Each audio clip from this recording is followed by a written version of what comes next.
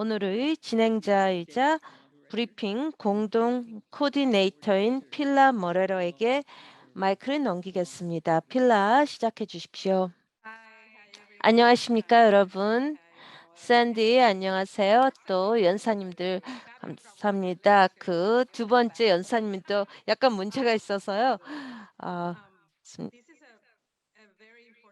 이것은 상당히 중요한 브리핑이라고 생각을 합니다. 이 주제는 많은 사람들이 에트닉 미디어에서 신경을 쓰는 주제입니다. 그리고 저 같은 경우는 거의 30년 동안 이민을 다루었는데요. 상당히 흥미로운 주제라고 하겠습니다.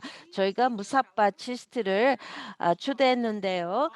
이분은 뉴욕 법대 이주정책연구소 소장이자 선임 연구원입니다. 이분께서 지금 지난 6개월 동안 바이든 행정부에서 어떤 일이 있었나 말씀을 해주시겠습니다. 그리고 또 국경에서 어떤 이민 정책이 펼쳐졌는지 말씀해 주시겠습니다. 샌디 필라 또 이 에트닉 미디어 저널리스트 여러분 감사드립니다. 제가 여러분들과 또 많이 대화를 나눴습니다. 여러분들은 아주 중요한 그런 정보의 그런 출처죠. 그리고 아주 중요한 오디언스들에게 중요한 메시지를 전달하고 있습니다. 저는 그 이주 정책 연구소인데요. 저희는 이민 정책만 다루는 데입니다. 지금은 저희는 초당적인 단체고요. 그 트럼프 정책과 또 트럼프 행정부와 바이든 행정부를 다 다루고 있습니다. 저희는 한 가지에 동의할 수 있을 거라고 생각이 드는데요. 저는 그 트럼프만이 미국 역사상 유일한 대통령으로 그 이민을 그런 선거 운동 공약으로 내세운 그 대통령이었습니다. 그리고 또 그 약속을 지켰습니다. 선거운동 공약을 지켰습니다. 그 이민과 관련해서 가장 까다로운 가혹한 정책을 펼쳤습니다. 그래서 트럼프 점수가 4점이라면요. 그 어떤 그 MPI 간행물에서도 제일 높은 것입니다. 트럼프가 이민에 너무나 가혹한 그런 정책을 펼쳤습니다. 4년 동안 450개의 행정명령이 이민에 관련된 것이었습니다. 그것은 그 이민에 대해서 가장 활동적인 대통령이었습니다. 지금 바이든 대통령은 취임한 지 6개월 되었습니다. 근제 말씀드린데 첫 6개월 동안 그 155개의 이민 정책 활동이 있었습니다. 제가 말씀드린데요. 그는 지금 트럼프보다 3배로 더 빨리 가고 있습니다. 그래, 완전히 스테로이드 같은 그런 정책을 하고 있습니다. 우리가 점수를 매기고 있습니다. 트럼프건 바이든이건 그리고 이 바이든 대통령은 이민 활동에 아주 열심입니다. 155개 중에 반은 그런 트럼프 정책을 뒤집는 거 있습니다. 그리고 또 그 전에 거는 트럼프 행정부 전에 그런 이민 정책을 펴는 것입니다. 그래서 더 나게 이런 트럼프 행정부 전에 걸로 돌아가고 있는 것입니다. 트럼프 행정부 중에 저희가 할 수 없었던 것을 이제 하고자 하는 것이죠. 그렇다면은 지금 첫날 행정부 취임하자마자 뭘 했습니까? 지금 막 지구 온난화며 이란 또 핵이 있는데 그중에 70개의 이민 행정 가혹한 정책을 뒤집었습니다. 행정 명령을요. 트럼프 전 대통령이 집어넣었던 것을요. 그게 행정명령입니다. 그 취임한 첫날 그렇게 했습니다. 70. 그리고 또 그 국경에 벽을 짓는 거를 중단했습니다. 말도 안 되는 것이었죠. 그리고 트럼프 정책에 또 그 여행을 금지하는 것도 다 막았고요. 또 여러 는 다카를 또 유지한다고 했습니다. 그리고 또 라이브러리에서 온 사람들, 리베리아인들을 또 보호한다고 했습니다. 또 의회에 그가 이민과 관련해서 뭘 하겠다 하는 것을 의회에 보냈습니다. 의회 청사진을 사실입니다. 보냈습니다. 그리고 1,100만에 관한 것이죠. 그런 다음에 여러 또 그 활동이 있었는데 제가 다 다룰 수는 없지만요. 제가 5-6개 정도만 강조를 해서 말씀드리겠습니다. 아주 첫 번째는 상당히 중요한데 제가 지난 10년, 12년 동안 많이 일을 했기 때문에요. 이 이민과 관련해서 제가 한 거. 트럼프 행정부는요. 한 가지로 판정되겠습니다. 탐 호만이 얘기를 한 것인데요. 모든 그런 미등록자는 항상 겁을 먹어야 된다 하는 것이었습니다. 그렇게 시작을 했습니다. 취임하자마자요. 항상 그리고 또 아이스 담당자라든지 불뿌리 단체라든지 모든 사람들이 그거를 다 알았습니다. 미등록 이민자들이 다 겁을 주었습니다. 그래서 바이든은요 첫날부터 그걸 바꾸었습니다. 그걸 뒤집었습니다. 그는 우선순위를 정했습니다. 이 행정부의 이민 우선순위는 이민 정책은 어떤 중재 판결자에만 해당한다 했습니다. 그리고 또 지금 아무것도 미등록 이민자들이 걱정할 필요가 없다고 얘기했습니다. 일반 이민자들도 걱정할 필요가 없습니다. 그래서 미등록 이민자도 아침에 출근해서 저녁 때 마음을 편하게 갖고 집에 퇴근해서 애들을 볼 수 있다는 것입니다. 그거는 1,100만 명에게 너무나 중요한 것입니다. 그리고 바이든 행정부는 그것을 지킬 수가 있었습니다. 지금 체포된 사람 수도 줄어들었고요. 또 갇히는 사람들도 줄어들었습니다. 그런 아무런 문제 없는 사람들요. 그리고 저희가 이거를 2001년부터 또 끝난 것도 당했습니다. 트럼프 행정부가 끝났을 적에는 보통 가족들이 한 60일 동안 감옥에 갇혔습니다. 현재는 일주일입니다. 60일에서 일주일로 바뀌었습니다. 물론 체포되는 사람들도 있는데요. 한번 생각을 해보십시오. 그래서 87%에 맞추겠습니까? 아니면 13%에 맞추겠습니까? 87%를 잃었다는 것입니다. 감옥에서 트럼프 행정부 때요. 이 국경에서도요. 또 아주 중요한 것인데요. 거기에 대해서 말씀을 드리겠습니다. 그리고 또 아주 중요한 변화를 소개했습니다. 다카 40이라는 거요.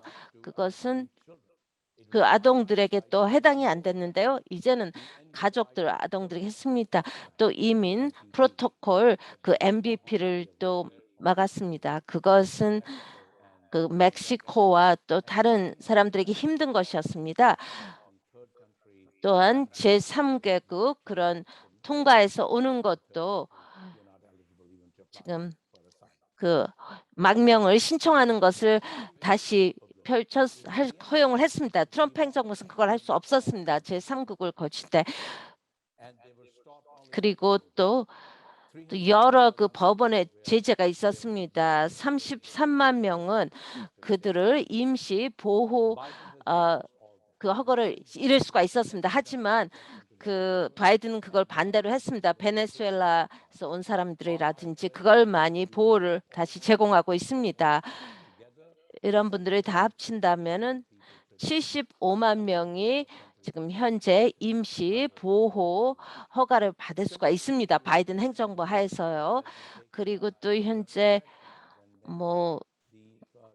법무장관이라든지 또 법무장관에서는 대부분의 사람들의 망명을 다 막았습니다. 망명 신청을 가정폭력이라든지 폭력 때문에요. 그걸 다 막았는데 이제 그게 다 그런 정책이 이제 갈란 법무부 장관이 그거를 뒤집었습니다. 왜 지난달에 했냐고 했습니다. 왜 이렇게 오래 기다렸냐고요. 그래서 갱폭력의 피해자, 가정폭력 피해자들은 이제 망명 신청을 할 수 있는 자격이 주어졌습니다. 트럼프 행정부 때는 불가능했죠. 그리고 또 바이든 행정부에서 또 100일 내에 한 것은 또 난민의 그런 캡을 놀렸습니다. 그리고 트럼프 행정부 때는 난민의 캡이 엄청 줄었습니다. 5만 명밖에 없었습니다. 하지만 바이든 행정부는 지금 올해만 6만 2천 명으로 했고요. 그리고 내년에 또 숫자가 12만 5천 명으로 올라갈 것입니다. 그 오바마 행정부 때와 오바마 행정부 말 때와 유사한 숫자입니다. 근데 행정부 때는 4년 동안 5만 명밖에 안 되었습니다. 그 캡이. 그리고 또 이런 걸 다 볼 때 여러분이 또 잘 오는 것이 상당히 중요합니다. 이것은 정말 국경에 위기가 있습니다. 올해 7월에 거의 20만 명이 국경을 넘어왔는데요. 그것은 2005년 이후 역사적으로 큰 수치입니다. 매년 여름마다 5월, 6월, 7월에 보통 이 숫자가 떨어집니다. 왜냐하면 이 달에요. 하지만 5월, 6월, 7월에 실제로 넘버가 올라갔습니다.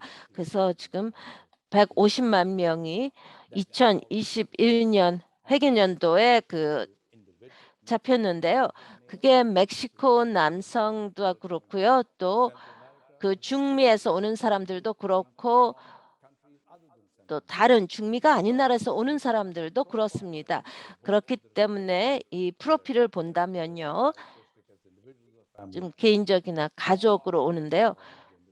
다 올라가고 있습니다. 그 숫자가. 이게 정치적인 문제를 야기시키죠. 왜냐하면 공화당은요. 트럼프가 계속 배후에 있는데요. 공화당이 다 국경에 신경을 씁니다. 대통령은 그런 실제 법안 같은 것을 집어오는데 항상 국경에 얘기를 합니다. 지금 플로리다 드산티스 주지사가 얘기했습니까?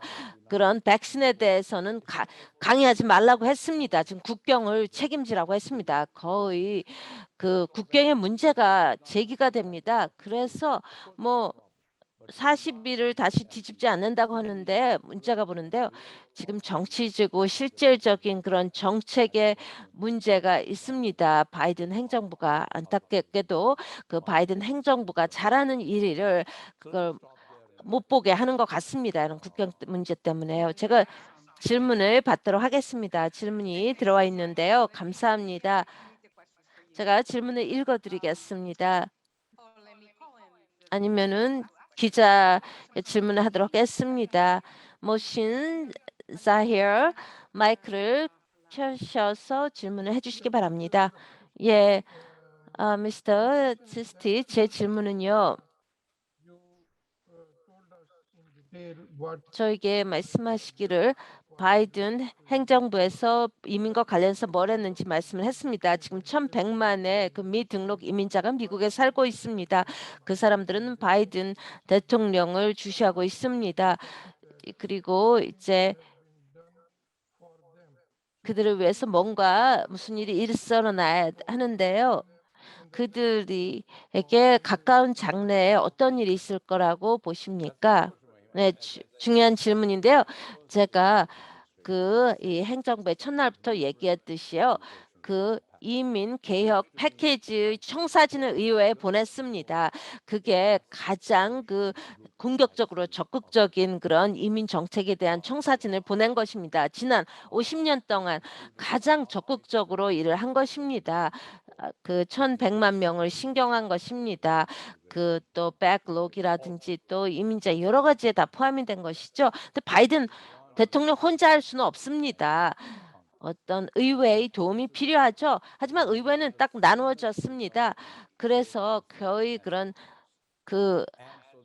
상하원에서 거의 반 조금 더 있습니다. 그렇기 때문에 60명의 상원의원이 그분의 이민개혁 정책 패키지에 동의를 해야만 이게 무슨 일이 일어날 수가 있습니다. 하지만 공화당 상원의원들은 지지를 안 할 것입니다. 이민개혁 정책에 대해서요. 왜냐하면 국경이 보기에 아주 완전히 너무 문제가 심각하다고 보기 때문에 이건 현실하고 좀 다릅니다. 그래서 특히 공화당이 많은 사람들은요. 이민 국경의 문제가 심각하다고 계속 강조를 합니다. 그래서 그게 정치적인 것입니다. 그리고 또 트럼프가 계속 배후에서 있는 동안 문제가 됩니다. 트럼프 또 텍사스 가지 않았습니까? 텍사스 주지사가 하고 또 얘기를 했고요. 지금 제가 말씀드리는데요.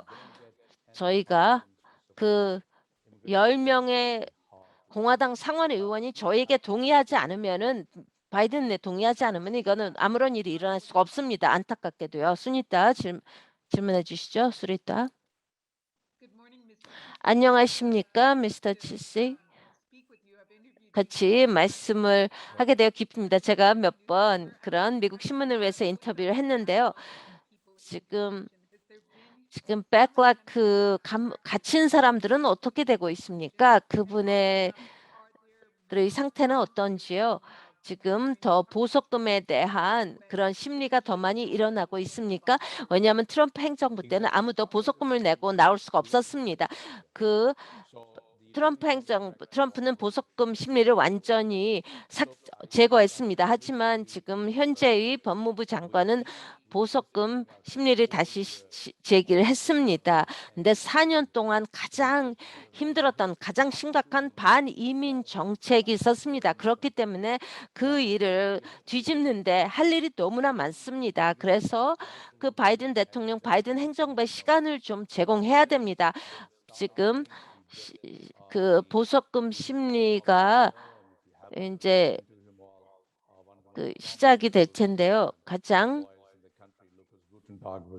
그 지금 특별 자문관으로 지금 이민에 대해서 그 임명이 되었습니다. 그분이 모든 그 이민 법원에 그런 조언을 제공하도록요. 그 법무부 사무실에서 임명을 했는데요. 갈란드 법무장관이 또 많은 중요한 결정을 내리고 있습니다. 지금 그 갇히는 것과 관련해서 가족이 그 다 같이 그런 수용소에 갇히는 거는 바뀌었습니다. 근데 개별적인 것으로는 또 할 일이 많이 있습니다. 저희도 동의를 합니다. 하지만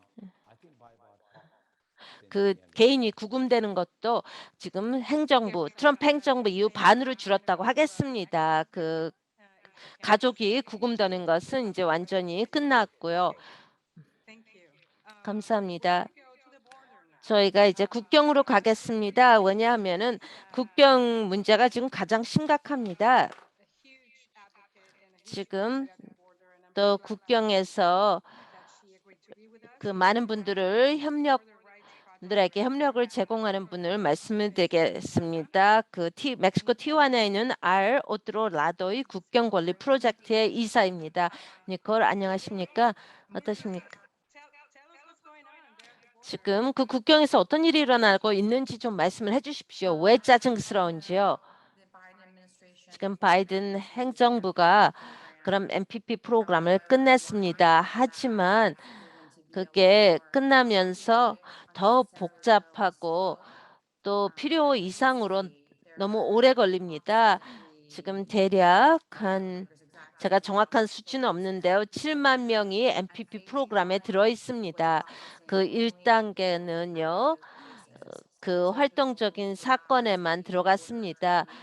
그런 그 이민 판사로부터 종료가 없었던 경우에는요. 어떤 그 절차에서 뒷받침하는 문서가 부족했다든지 아니면 법원에 올 수 없었던 사람이라든지요. 병원에 입어서 아니면 납치가 돼서 그 또 이 추방 절차를 받은 사람들입니다.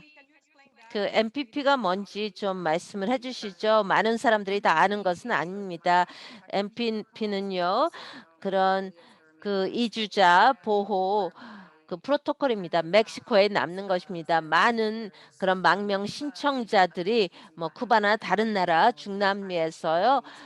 그 그 삼객만 아니라 멕시코로 추방이 되었습니다. 그들이 미국 이민국에 망명 신청을 한 다음에 그리고 언제 법원에 오라는 통지를 받았습니다. 근데 멕시코에 남아 있었어야만 했습니다.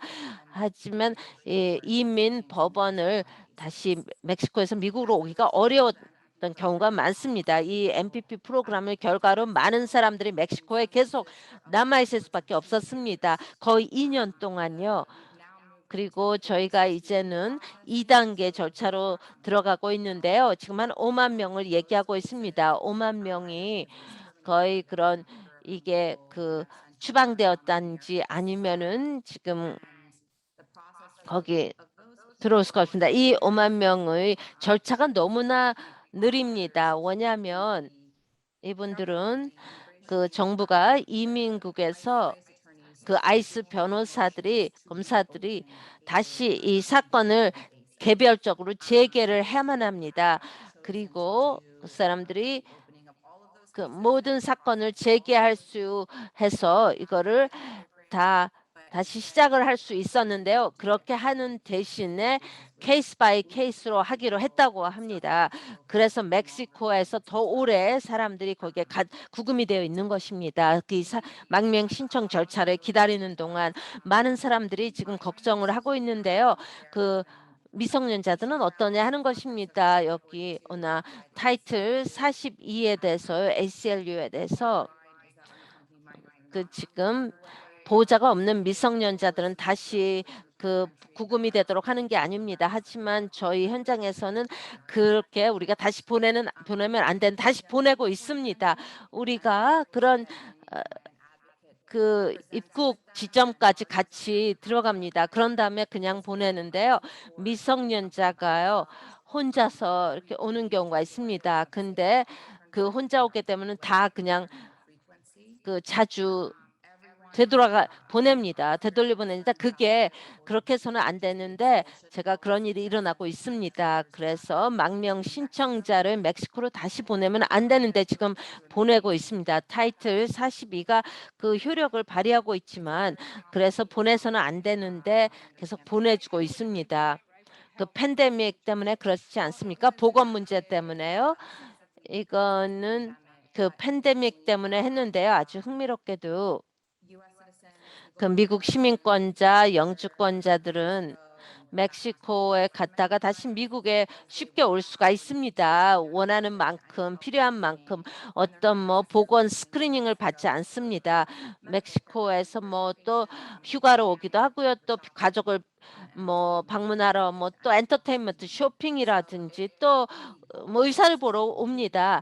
그렇기 때문에 이 공중 보건을 위해서 한다 하는 것은 좀 말이 안 됩니다. 그와 반대로 망명 신청자들은 미국에 타이틀 42로 들어올 수가 있었습니다. 인도주의 가석방인데 근데 코비드 시험을 받도록 되어 있습니다. 근데 최근에 저희는요, 정부 당국으로부터 들은 얘기가 인도주의 패롤에 대해서 가석방에 대해서 이제 신청을 받는다고 했습니다. ACLU의 위사라고 하는 것인데요. 그게 좀 우려가 됩니다. 왜냐하면 그렇게 되면은 더 많은 사람들이요. 지금 이 망명 신청을 하는 과정에서 더 밀릴 것입니다. 오바마 행정부, 트럼프 행정부, 바이든 행정부 를 통해서 또 클린턴 행정부에서 정부 당국에서 이런 표현이 있었습니다. 이런 국경의 정책은 지금 질서적으로 하기 위해서 하는 거고 이주자들이 어떤 그런 조직 범죄라든지 인신매매의 피해자가 되지 않도록 하는 것입니다. 하지만 타이틀 42가 하는 것은 어떤 조직 범죄라 또 인신매매에 더 많은 기회를 준다는 것입니다. 그리고 엄청나게 많은 사람들이 저희가 만나는 사람들이 조직 범죄의 또 피해자입니다. 계속 그런 미국이나 또 아니면은 그들의 모국에서 또 인신매매 피해자로 된다든지요. 또 많은 납치가 이루어집니다. 조직 범죄자로부터요. 그리고 이런 숫자가 크게 올라갔습니다. 저희가 보는 것은요. 엄청나게 많은 미국의 돈이 미국의 멕시코의 조직 범죄자들에게 보내진다는 것입니다. 이 가족을 통해서요. 저희 직원들이 동영상을 보내고 있습니다. 그걸 보고 있는데요. 도움을 제공하기 위해서요. 그들이 가족에게 총이 겨누어졌고요. 가족들이 돈을 받도록 그래서 또 납치가 된 경우가 있었습니다. 그래서 미국에 있는 가족들이 돈을 보내야 돼야지 그 사람들을 보낸다 그러고요. 또 많은 또 방출되는 경우가 있었습니다. 또 축출이 되었는데요. 그래서 또 많은 그런 납치된 사람들이 큰 그런 부상을 입었습니다. 그리고 또 여성들은 다시 멕시코에 추방이 돼서 잡힌 다음에 미국의 병원에서 그 아기를 안전하게 놓은 다음에 또 납치된 경우가 있습니다. 그거랑 대한 동영상이 있습니다. 한 이주 가족은요. 그 엄마하고 아빠가 지금 다 지금 보내졌습니다. 그리고 우리가 지금 멕시코 이민 당국하고 지금 보내줬는데요. 막 아기를 낳는 과정에서 감옥에 보내졌습니다. 또 미국의 또 시민권자들이요. 그 한 아주 영화들이 막 축출이 됐습니다. 그래서 어떤 미국에서 그런 출생 신고서를 받기도 전에 보내졌습니다. 어떤 그 엄마가 뭐 미국에 들어왔는데요. 그래서 미등록 이민자가 돼서 그 아기를 낳게 되었습니다. 이게 상당히 스트레스가 받는 상황이죠. 그래서 미국 병원에서 그런 그 이민국 담당자에 의해서 쫓겨난 것입니다. 그 그래서 국경 순찰에서 막 에서 추방되는 경우가 있었습니다. 과거에는 어땠냐면은 그런 경우에 그 엄마와 아기를 여기 뒀고 이민 법원에 출두하라는 명령이 내려집니다. 그렇다면은 그 일단 그 망명 신청을 할 수 있었는데요. 근데 지금 의학적으로 병원을 퇴원하게 되면요. 의사가 뭐 어떤 뭐를 추천했건 많은 경우에 그 뭐 다시 병원에 왔어야 되는데요. 뭐 그 엄마나 근데 엄마와 그 아기를 아무런 계획 없이 그 멕시코로 추방을 했습니다. 뭐 보호소를 지정해주지도 않고 전화를 할 수 있는 돈도 없었습니다. 어떤 엄마는 스페인어도 못했습니다. 그리고 또 멕시코, 엘살바도르, 과테말라, 혼두라스 국민들이고 또 하이티 국민들입니다. 그리고 이런 엄마들은 이제 미국 시민권이 있는 그런 아기가 있습니다. 하지만 그래서 그 엄마들이 길거리에서 잠을 잤어야 했습니다. 근데 미국에서 가장 위험한 그런 상황입니다. 그 밤에 이런 엄마들이 그런 그 길거리에서 잔다면요. 아기가 한 2, 3일밖에 안 되는데요. 태어나자마자 그렇게 길거리에서 노숙자 활동 생활을 해야 됩니다. 아주 세부적인 그림을 보여주었습니다. 실제 국경에서 무슨 일이 일어나고 있는지요. 그 여러 가지를 다뤄주셨습니다. 그렇다면은 본인 생각에 왜 지금 현재 그 국경이 이렇게 혼잡스럽다고 생각을 합니까? 지금 이 국경이 혼돈 상태인 이유가 그 바이든 행정부 때문에 그렇습니까? 아니면 지난 6개월 동안 뭐 개선된 게 있습니까? 지난 6개월 동안에 개선된 것은요. 그 MPP 프로그램을 끝낸 거고요. 그리고 또 거기에 해당을 자들이 이제 좀 도움이 되었습니다. 하지만 국경에서의 정책을 완전히 실패했다고 하겠습니다. 지금은 트럼프 행정부가 완전히 혼돈 상태로 만들었지만요. 하지만 타이틀 42는 어떤 이런 공중 보건을 위한 것이 아닙니다. 타이틀 42번이요. 이게 그 우리가 공중 보건을 위해서라면 미국 시민권자들 또 이 영주권자들이 멕시코를 갔다 왔다 하는 것도 막아야 될 것입니다. 그리고 그런 망명 신청을 하는 사람들을 뭐 시험을 주면 코비드 시험을 하면 테스트를 주면 되는 것입니다. 저희가 이제 조직 범죄를 본다면요. 타이틀 42에 의해서 훨씬 더 많이 증가했다는 것입니다. 조직 범죄 활동이 더 강화되었습니다. Great. Okay. There's a question by Henrietta Burroughs. Henrietta, do you want to ask your question? 헨리에타 버러의 질문이 있네요. 직접 하시겠습니까? 감사합니다, 필라. 그 국경에서 다시 그 나라로 돌아가도록 하는 그런 보호자 없는 미성년자는 어떻게 됩니까? 일부 미성년자는 티juana에 그 텐트 같은 데 살고 있습니다. 그거는 플라자인데요. 그게 조직 범죄가 운영하는 데서 매일 범죄가 많고요. 납치가 심하고요. 또 인신매매자들이 피해자들을 거기서 찾고 있습니다. 행운을 하면요. 그들이 뭐 도움을 줄 수 있는 사람을 만나서 보호소로 모신 다음에 그런 다음에 그들을 인제 뭐 같이 보호를 할 텐데 어떤 경우는 그렇게 운이 좋지가 않습니다. 그래서 뭐 바로 납치가 되는 경우가 있고요. 아주 상상할 수 없는 그런 상황에 오는 거 그 덫으로 잡히고요. 그래서 많은 미성년자들이 다시 찾을 수가 없습니다. 니콜 바이든 행정부가 인제 시작됐을 때 많은 이주자들이 국경을 찾고 있습니다. 아 이제는 트럼프 행정부가 끝났다 해서 이제 오겠다 하는데요. 네 이게 그 문제 중에 하나입니까 그게? Or, I mean, there have it's been a border stop for 그 구 almost 2 years 거의 now. 2년 동안 국경이 완전히 문을 닫았습니다. 그래서 밀린 게 백락이 너무나 많습니다. 그래서 거대한 이주가 지금 일어나고 있는지는 모르겠습니다. 이 멕시코 정부에서 뭐 그런 거대한 이민 정책을 펼치고 있는지 하지만 엄청나게 많은 사람들이 여기 오래 지금 갇혀 있었습니다. 구금되어 있었기 때문에 아주 절실한 상황이기 때문에 그 국경을 찾고 있습니다. 또 의사를 봐야 되고요. 미국에서. 왜냐하면 그렇지만 팬데믹 때문에 많은 사람들이 일을 할 수 있는 기회를 잃었습니다. 또 어떤 분들은 지금 국경에 있는 사람들이 지금 그냥 강 주변에 살고 있습니다. 텐트도 없습니다. 그러면서 뭐 충분히 그냥 뭐 본인과 자신들과 애들을 그냥 간간히 먹을 것만 주고 있습니다.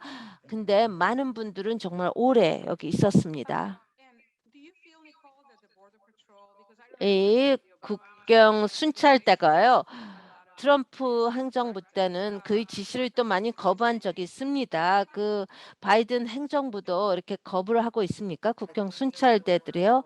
국경 순찰대는 계속 그 어떤 정의라든지 이민자들을 정의를 시행하는 것을 막고 있습니다. 이 그런 국경 순찰대들은 이 미국으로 오는 사람들이 다 위험하다고 봅니다. 그리고 잠재적으로 위험한 사람으로 보기 때문에요. 그 미국에 못 들어오게 계속 막는 사람들입니다. 그게 또 국경 순찰대들의 문화인데요. 그래서 뭐 누가 막 아기를 낳으려고 한다든지 아니면은 걸을 수 없는 사람들이요. 뭐 아니면은 넘어져서 다친 사람들을 그냥 못 들어오게 하고 있습니다. 이런 사람들을 그냥 다시 멕시코로 가게 합니다. 어떤 뭐 그들의 웰빙 안전, 신변의 안전은 전혀 신경 쓰지 않는다는 Nicole, 것입니다. can I move to our third 감사합니다. speaker? Thank 니콜. you for the procedure. 계속 남아 주시기 바랍니다. 또 질문이 계속 나오고 And we're 있는데요. going to move to our third 세 speaker. 번째 연사님에게 마이크를 넘기겠습니다. 아바 베나김입니다. 그 베나 컬러피의 파트너 변호사고요. 이분께서는 지금 법원에서 일어나고 있는 일, 바이든 행정부에서 지금 이민과 관련해서 일어나고 있는 일을 말씀해 주시겠습니다. 감사합니다. 필라, 미스터 치스티, 미스터 라모스 감사합니다. 이렇게 초대해 주셔서 감사합니다. 저는 what's happening in the interior, what I see 지금 as an immigration lawyer every 이민 변호사로서 매일 일어나는 일을 좀 말씀드리겠습니다. 뭐가 변했고 뭐가 변하지 않았는지를 말씀드리겠습니다. 이게 what's happening at 어떤 the border 지금 as 국경에서 일어나고 있는 일과 또 미국 그 다른 지역에서 일어나고 있는 일이 완전히 다릅니다. 니콜이 설명했듯이 국경은 아직도 상당히 참혹합니다. very much a part of this legacy that 그게 failed 이제 계속 남아 있는 우리가 물려받은 문제라고 하겠습니다. 이건 discussed when writing about the Biden 지금 administration. 바이든 행정부의 그 이민 문제라고 얘기할 수가 없습니다. 그런 맥락에서 볼 때요. 또 어떤 긍정적인 발전 상황도 있습니다. Because a positive 저는 칭찬이 드리고 싶습니다. 바이든 행정부예요. 이 경우에 긍정적인 것이라면은 the status quo 저희가 is 다시 increasing Trump. 지금 반 트럼프에 대한 것이 이제 The burden 그 of 끝나고 getting 있는데요. 이게 이미 불공평한 제도였습니다. 트럼프가 이 일을 대통령이 되기 전에도요. 근데 단순히 이런 많은 트럼프가 한 일을 지금 뒤집는 것도 아주 상당히 중요한 일이었습니다. 그런 그 문제를 계속 파는 것을 이제 막은 것이죠. 그런 다음에 다시 채워야 되겠죠. 그래서 또 계속 다시 채우는 일을 하고 있습니다. 그런 트럼프의 문제 그런 정책에 대해서 많은 긍정적인 변화가 있었습니다. 그게 어떤 유형의 어떤 변화를 가져오고 있습니다. 이민 법원에서요. 근데 트럼프 행정부가 한 일을 뒤집는 데는 할 일이 너무나 많습니다. And with ICE in 근데 the 또 interior. 아이스를 볼 때요. Also, want to just say that 제가 또 한 가지 말씀드릴 거는 having people tell you that you're evil and horrible all the 지금 항상 또 a 그 psychic, 뭐 이민자들을 또 악마라고 그렇게 꼬리표를 묻히는 것은 상당히 정신적으로도 힘듭니다. 또 스트레스도 많이 받는 문제죠. 그런 트럼프에서 제일 안전 매일 이렇게 느꼈습니다. 어떤 엉뚱한 정책을 펼치지 하는 것이었습니다. 이민자들에게 불리한 정책이요. 그리고 이제 실제로 일하는 사람들, 현장에서 뛰는 사람들은 좀 이제 마음을 놓을 수가 있습니다만 트럼프 행정부 때는 하루도 마음을 놓을 수가 없었습니다. 또 어떻게 어떤 추방 정책을 펼지 어떻게 또 레이드를 지금 또 실시할지 그게 이제 많은 지역 사회에서 좀 힘들었습니다. 지금 그런 현장 급습을 안 한다. 안 것도 마음을 놓을 수가 있습니다. 스트레스를 줄일 수가 있는 것이죠. 트럼프는 언제 현장 급습을 명령할지 몰랐습니다. 또 우선순위가 있습니다. 우선순위라고 한다면요. 초기에 나온 것은 우리는 우리 시간 낭비를 하고 싶지 않다고 했습니다.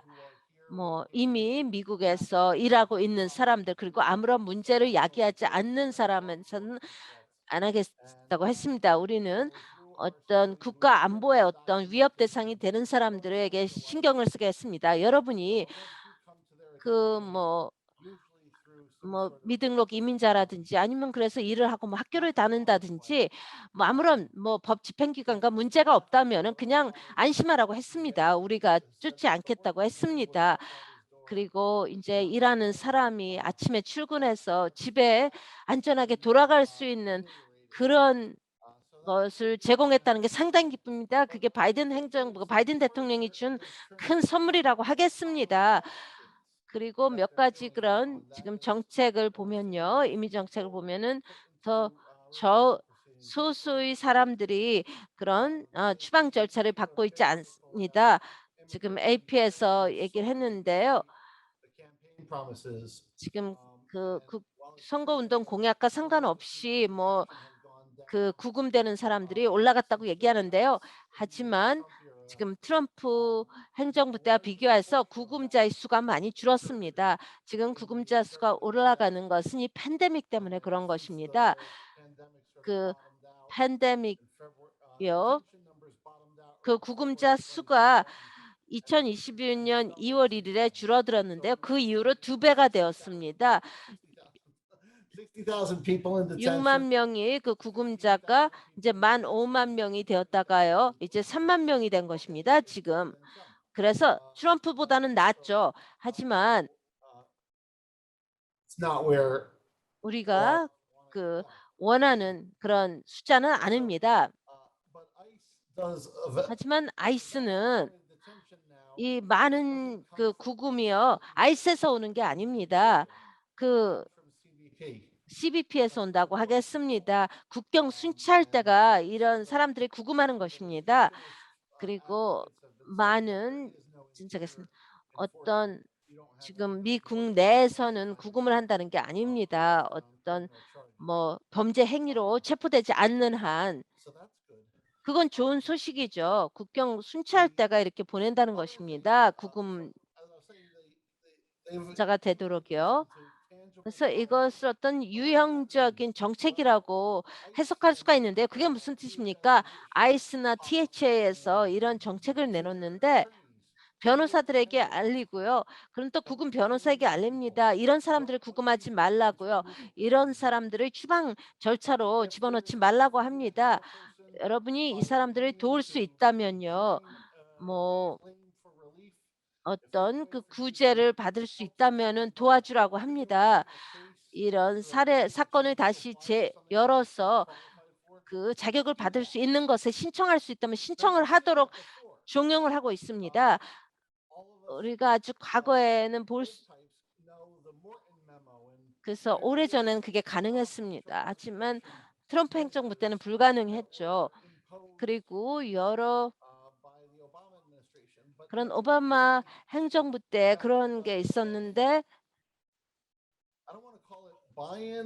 어떤 뭐 바인이라고는 말씀을 안 드리겠습니다. 아니면은 뭐 강요를 받는 그런 집행이라고는 하지 않겠습니다. 하지만 그런 일이 일어나고 있는데 모 아이스가 지금 막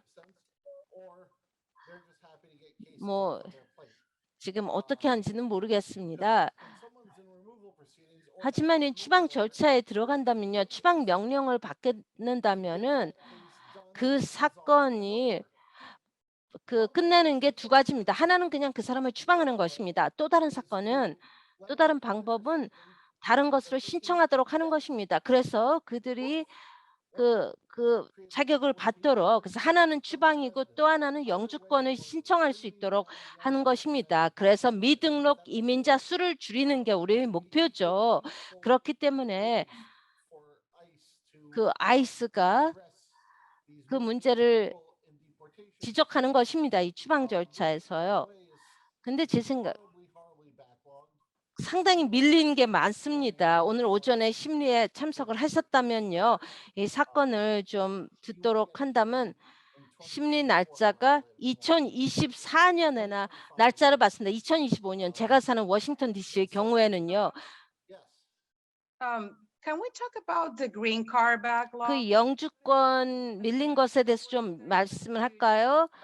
거기에도 또 영주권 신청에 대한 것도 또 많이 밀려 있다고 아는데요. 거기에 대해서 잠깐 말씀을 해주시겠습니까? 예, 말씀드리겠습니다. 이민 그 영주권은요, 미국의 영주권은 그 우선순위로 카테고리로 정해집니다. 이 카테고리는 그 가족 기반의 카테고리가 있고 뭐 그 고용 기반의 그런 있습니다. 보통 영주권 밀린 것에는요 두 가지로 나눠지는데요. 하나는 그 가족 기반의 그 밀린 것은요 엄청나게 많습니다. 이게 어떤 영주권이 아예 없다고 하겠습니다. 그래서 예를 들어서 멕시코 시민권자입니다.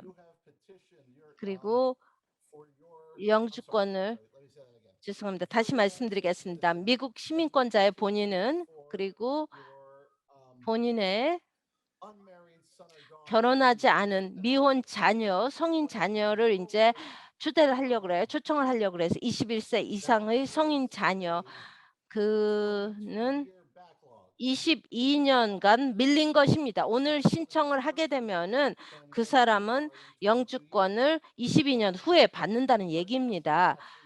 물론 반드시 그런 것은 아니죠. 왜냐하면은 밀린 것이 계속 쌓이기 때문에요. 그리고 또 만일 여러분이 미국 시민권자고 오빠를 필리핀에서 태어난 오빠를 초청하려고 한다면 이제는 18년이 걸립니다. 그렇기 때문에 이게 하나의 그런 밀린 거를 백록을 얘기하는데요. 또 다른 것은 고용 기반의 사건입니다. 이 경우에는요. 저희가 엄청나게 많은 문제가 있습니다. 인도 관련해서요. 최근 숫자가 나라별로 이제 나눠지고 있는데요. 그래서 그 인도의 피고용자는요. 영주권을 신청하면요. 고용주를 통해서요. 물론 교육 수준에 따라서 다르겠지만요. 2021년, 2013년 6월부터 2020년 8년 동안 걸립니다. 그런 개인은요. 그 학사학위가 있는 사람, 미국 기업에서 고용하고자 하는 학사학위가 있는 사람은 8년이 걸린다는 것입니다. 인도 출신은요. 그거는 인도인들한테만 해당이 됩니다. 중국인들에게는 해당이 안 되는데요. 중국인들은 그렇게 오래 기다리지도 않습니다. 중국인들은요. 2018년, 2021년 지금 얘기하고 있습니다. 이렇게 막힌 것이요. 밀린 것은 이 복잡한 시나리오입니다. 많은 영주권들은 매년 사용이 되지 않고 또 낭비가 되고 있습니다. 왜냐하면은 카테고리별로 이전이 안 되기 때문에요. 또 소송 사건이 제기되었습니다. 며칠 전에요. 지금 아틀랜타의 척이 했는데요. 또 멤피스의 사람 제프 조셉 콜로라도에서요. 이거를 이 비자를 보호하려고 했습니다. 지금 그 끝나기 전에요. 그래서 그런 밀린 거를 좀 문제를 해결하려고 했습니다.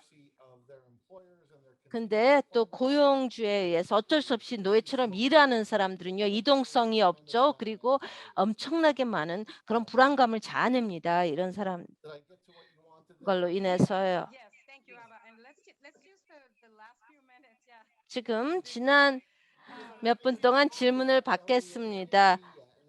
또 AAP인데요. Look, immigration law 지금 이민법 to me more 이 저에게는 tax law and 세법보다 더 복잡한 것 같습니다. 세법도 엄청 복잡한데요. 이걸 이해하기가 상당히 어렵고요.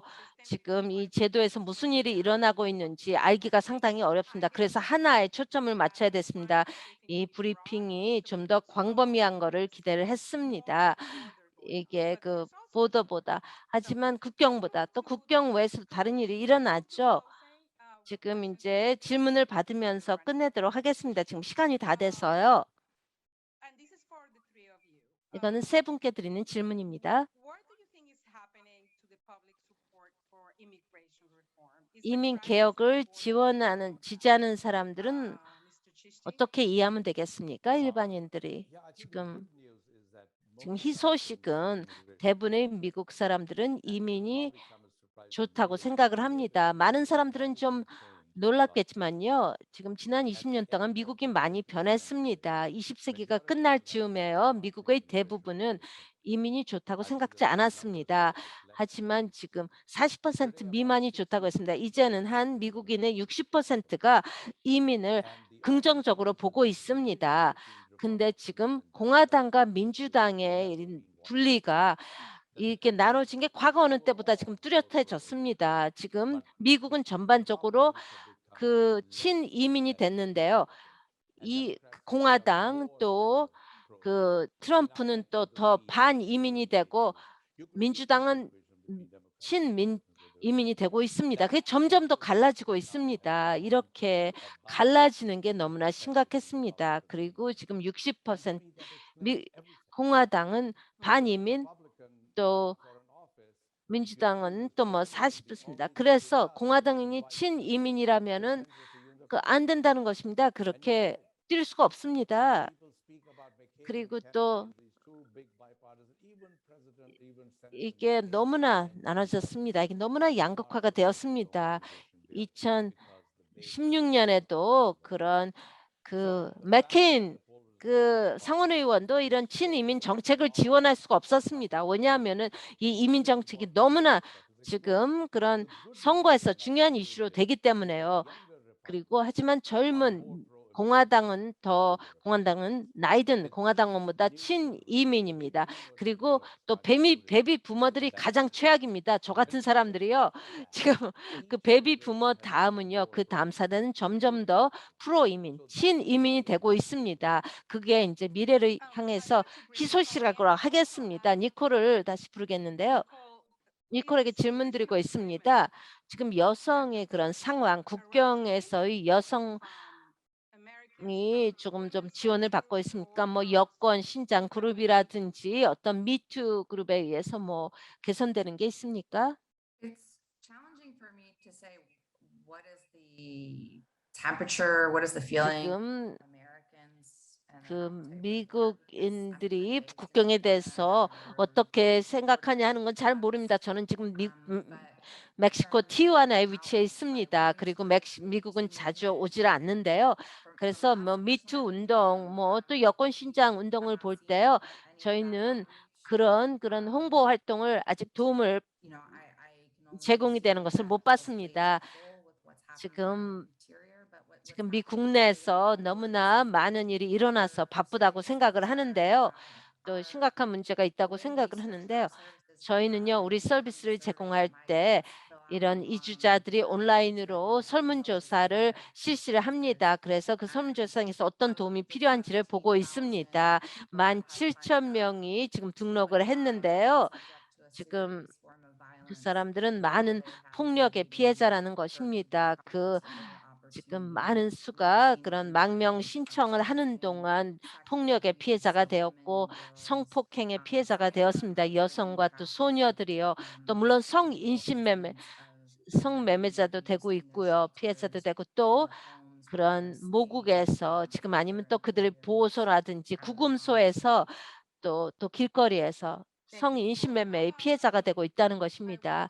아바, To your question, 지금 from 질문에 Henrietta that's on the chat about 그 who got 채팅창에 띈 그런 there 창에 are 있는 judges 것입니다. who are 헨리에타가 elected. They are 한 judges 질문인데요. negotiating 판사들에 대한 with 것입니다. the 판사들이 항상 트럼프 행정부 동안 뭐 그들이 원하지 않는 것을 해야 된다고 불만을 얘기했습니다. 불법적인 걸 해야 되는 그런 걸 봤다고. 현재는 어떻습니까? 현재들은 판사들의 뭐 판결이라든지 더 뭐 망명 신청자들에게 동정심을 보내고 있습니까? 어떻습니까? boring bureaucratic part of it 지금 좀 is that judges 지루한 관료주의적인 것을 얘기를 하겠습니다. 판사들은 their own dockets. 그들의 그런 A lot of stuff that 사건에 대해서 government 통제력을 더 has 갖고 now 있습니다. 과거에 그런 법무부에서 많이 관장을 했는데요. 이 트럼프 행정부 때 그 통제력이 좀 줄어들었습니다. 법무부의 통제력. 지금 메리 갈런 법무장관이 한 일 중에 하나는요. 그 빌바가 이제 끝나고요. 빌바 행정 법무장관이 끝나고요. 그리고 행정적으로 이 사건을 종료라고 했습니다. so that some other benefit can be 그래서 어떤 can be sought while you're waiting for that. So it gives the judges 다른 혜택을 찾도록 했습니다. 그래서 판사들에게 많은 그런 통제력이 주어졌습니다. 그 발 전 법무장관은 사건을 다 무조건 종료하라고 했는데요. 그리고 트럼프 행정부에서 또 많은 이민 판사를 또 그 제프 세션이라든지 스티븐 멜러의 그런 이데올로기를 가진 판사들도 많이 임명했습니다. 하지만 트럼프 행정부가 때요. 또 그래서 이런 많은 판결이 좀 바뀌었죠. 모르겠습니다. 좀 두고 봐야 알겠습니다. 이런 판사들이 어떻게 판결을 내릴지. 지금 트럼프 행정부가 더 이상 없고 또 법무부 장관이 없는 상황에서요. 그리고 또 아이스하고 또 변호사들이 같이 일하는데 지금 두고 봐야 됩니다. 일부 이민 판사는 완전히 저항을 하는 얼굴입니다. 4년 동안 저항을 한 판사들도 있고요.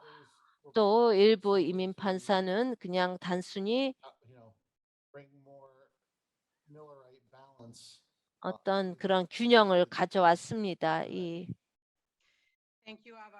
감사합니다, 에바. 지금 2분밖에 시간이 남지 않았습니다. 그래서 다른 분들의 시간을 뺏고 싶지 않고요. 샌디가 마지막을 해주시면 감사하겠습니다. 지금 많은 분들이 한 거에 대해서 지금 역사적인 그런 개요를 봤습니다. 많은 또 스토리를 지금 듣고 있고요. 또 법원에서 일어나는 일, 또 미국 내에서 일어나는 일, 국경에서 일어나는 일을 잘 설명해 주셨습니다. 이렇게 세 개의 아주 광범위한 이민 분야를 잘 설명해 주셨습니다. 저희가 좀 저희 이해를 제고하는 데 큰 도움이 되었습니다. 우리는 정말 힘든 시기에 있습니다. 이제 트럼프 행정부가 끝나고 지금 안정적인 개선이 있을 거라고 기대를 했습니다. 이런 정책 면에서 그 트럼프 행정부가 채택한 그런 정책을 뒤집는 데 있어서요. 하지만 많은 문제가 더 복잡해졌다고 할 수가 있습니다. 저희가 이 바이든 행정부 초기에 느꼈던 것보다 생각했던 것보다 더 많이 복잡해졌습니다. 미스터 치스티는 저에게 희망을 안겨주었습니다. 미스 라모스는 저에게 많은 중요한 어떤 행동을 취해야 된다는 것을 알려주었습니다. 국경에서의 더 많은 스토리를 다뤄야 된다 하는 것을 알려주었습니다. 특히 여성에 대한 문제. 그리고 미스 베낙은 또 우리에게 우리가 개인적인 사건을 추적하려고 하는데요. 또 영주권을 신청하는 사람들. 근데 이게 정말 심각한 또 아주 문제입니다. 아주 복잡한 문제입니다. 우리 모두 다 얘기하고 있는데 다 별도로 다 연락을 해야 될 것 같습니다. 이 여러분 세 분에게요. 많은 정보의 출처가 되기 때문에